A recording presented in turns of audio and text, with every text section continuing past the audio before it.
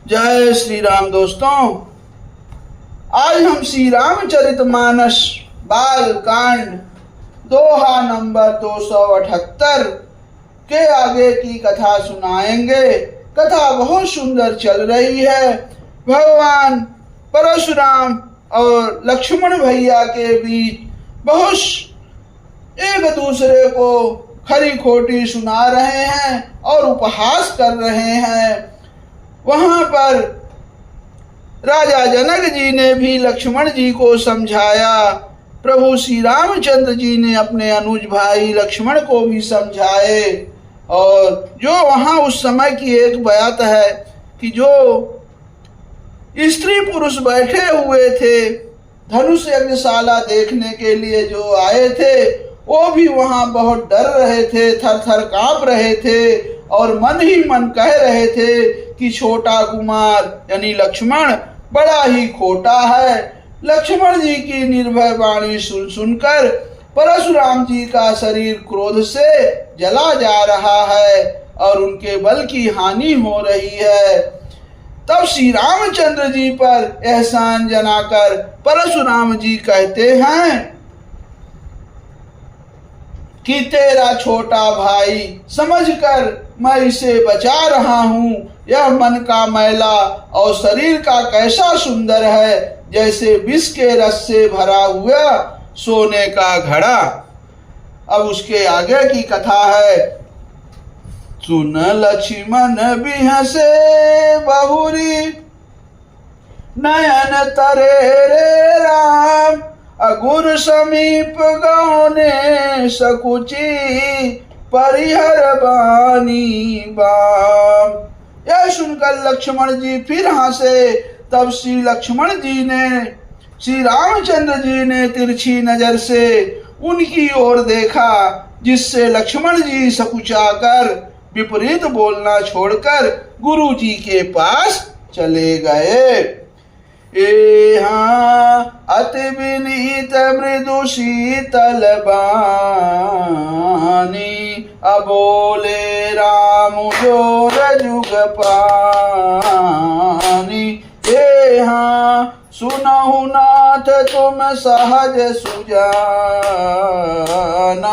अबालक बचुन करई नहीं काना। अब श्री रामचंद्र जी ने दोनों हाथ जोड़कर अत्यंत विनय के साथ कोमल और शीतल वाणी बोले, हे नाथ सुनिए, आप तो स्वभाव से ही सुजान हैं। आप बालक के वचन पर कान ना कीजिए, यानी उसे सुना अनसुना कर दीजिए। ए बर बालकु एक शुभाऊ, इनहि न संत विदुषहि काऊ। तेहि नाही कछु काज बिगारा, अपराधी मैं नाथ तुम्हारा। अब यहाँ भगवान श्री रामचंद्र जी कह रहे हैं कि बड़े और बालक का एक स्वभाव होता है। संत जन इन्हें कभी दोष नहीं लगाते। फिर उसने लक्ष्मण ने तो कुछ काम ही नहीं बिगाड़ा है। हे नाथ, आपका अपराधी तो मैं हूँ। देखिए भगवान श्री रामचंद्र जी यहाँ कैसे बातें पलट कर दी हैं। अब आगे है कि कृपा को पुबधु बंधव गोसाई, अमो पर करिए दास की नाई। कहीं बेग जेहि विधि ऋषि जाई, अमुनि नायक सोई करऊ पाई। अब अंत अतः हे स्वामी, कृपा, क्रोध, बध और बंधन जो कुछ करना हो, दास की तरह आपका दास समझकर मुझ पर कीजिए। अब जिस प्रकार से शीघ्र आपका क्रोध दूर हो, हे मुनिराज बताइए, मैं वही उपाय करूंगा। ये काहे मुनि राम जाय ऋषि कैसे, अजहु तनुज तब चितऊ नैसे। यही के कंठ कुठारु न दीन्हा, अतो मैं काह को पुकर कीन्हा। अब यहाँ मुनि ने कहा, हे राम, क्रोध कैसे जाए, अब भी तेरा छोटा भाई टेढ़ा ही ताक रहा है। इसकी गर्दन पर मैंने कुठार ना चलाया तो क्रोध करके किया ही क्या। अब मन में पश्चाताप भगवान परशुराम के हो गया। कितना क्रोध करने पर उन्होंने अपना फरसा नहीं उठाया, तो उनके कहने का मतलब कि फिर मेरा क्रोध ही क्या। हे गर्भ स्त्रवहि अपनी प्रवनी, सुनि कुठार गति घोर। परसु अछत देखऊं जियत, बैरी भूप किशोर। अब मेरे जिस कुठार की घोर करनी सुनकर राजाओं की स्त्रियों के गर्भ गिर पड़ते हैं, उसी फरसे के रहते मैं इस शत्रु राजपुत्र को जीवित देख रहा हूं। ए हाँ बहाई न हाथु दहाई ऋषि छाती, अभा कुठार कुंठित निप घाती। ए हाँ भयऊ बाम विधि फिरेऊ शुभाऊ, अमोरे हृदय कृपा का सिकाऊ। अब हाथ चलता नहीं, क्रोध से छाती जली जाती है। हाय राजाओं का घातक, यह कुठार भी कुंठित हो गया, विधाता विपरीत हो गया। इससे मेरा स्वभाव बदल गया, नहीं तो भला मेरे हृदय में किसी समय भी कृपा कैसी। ए आजु दया दुख दुसह सहावा, असुनि सौमित्र बिहसि सिरुनावा।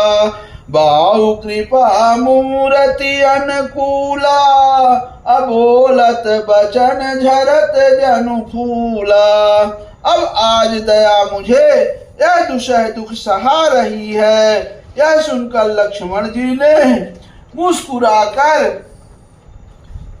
सिर नवाया और कहा, आपकी कृपा रूपी वायु भी आपकी मूर्ति के अनुकूल ही है। वचन बोलते हैं मानो फूल झड़ रहे हैं। ए जाओ पै कृपा जरहि मुनि गाता, अक्रोध भय तनु राख विधाता। देखु जनक हटि बालक एहू, अकीन चाहत जड़ जमपुर गेहू। अब हे मुनि, यदि कृपा करने से आपका शरीर जला जाता है तो क्रोध होने पर तो शरीर की रक्षा विधाता ही करेंगे। परशुराम जी ने कहा, हे जनक, देख यह मूर्ख बालक हट करके यमपुरी में निवास करना चाहता है।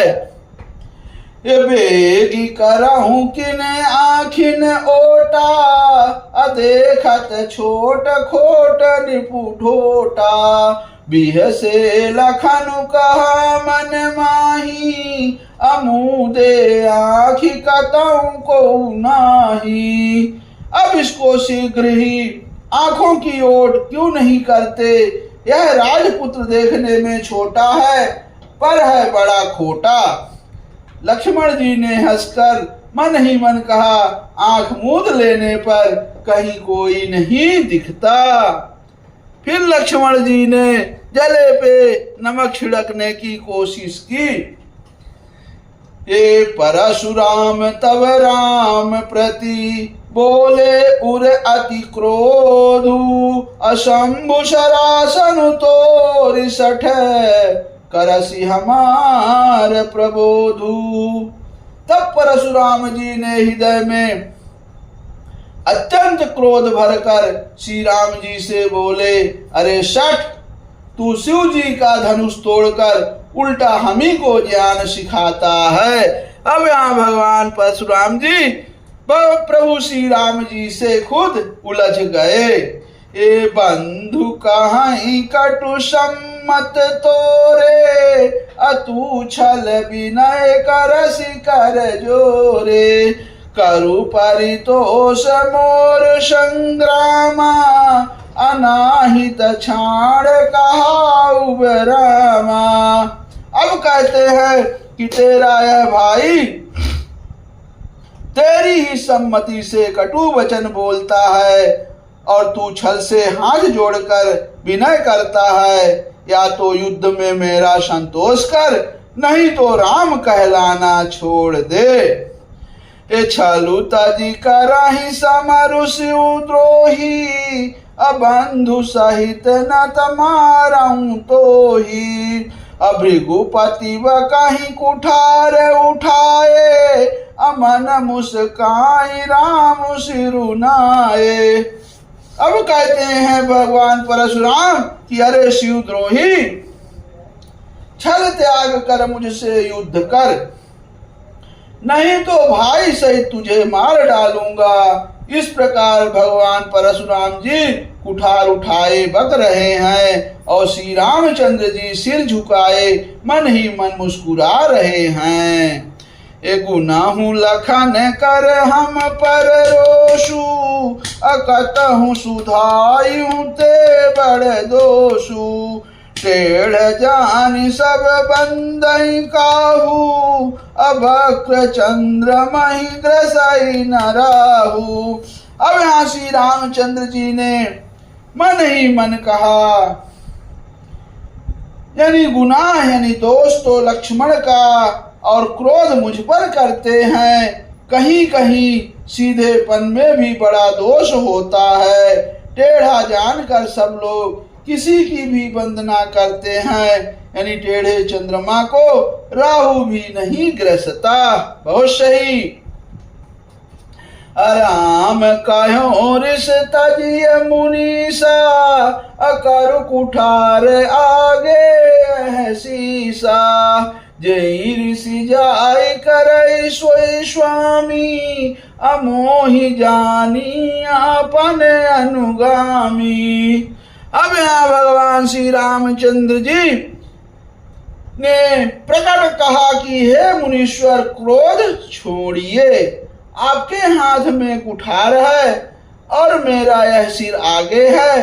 अब जिस प्रकार आपका क्रोध जाए हे स्वामी वही कीजिए, मुझे अपना अनुचर यानी दास जानिए। प्रभु ही सेवक ही समरुकस, तजहु विप्रवर रोष, अवेशु बिलोके कहे सिकछु, बाल कहूँ नहीं दोषु लखन सियावर, रामचंद्र बजरंग बली, महादेव देव कौशल किशोर की जय, गोस्वामी तुलसीदास की जय, शारदा मैया जू की जय। जय जय सीताराम, जय जय सीताराम, जय जय सीताराम। ओम नमः पार्वती पतये, हर हर महादेव। जय शिव शंकर शंभु।